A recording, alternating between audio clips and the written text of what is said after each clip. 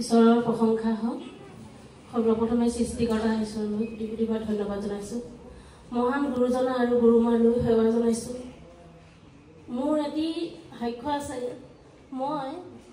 মোৰ এলাৰ্জি এটা আছে, মানে ৰাতি টেবলেট নোখোৱাকৈ মই শুব নোৱাৰোঁ।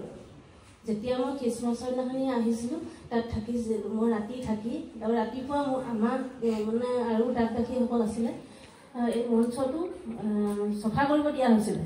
তেতিয়া চফা কৰি থাকোঁতে মোৰ মনলৈ এটা ধাৰণা আহিলে, মই এই পিতাই বহি থকা আসনখন বহাই দিছিলোঁ আৰু তেতিয়া পিতাই মই এই আসনখনক খোৱা এটা মই হাত দি পিনি নাক এনেকৈ মানে আঙুলিটোৱে এনেকৈ ধূলি অকণমান লগাই পিনি মোৰ নাকত মানে লগাই দিছিলোঁ, যাতে মই আজিৰ পৰা মানে পৰিত্ৰাণ পাওঁ বুলি।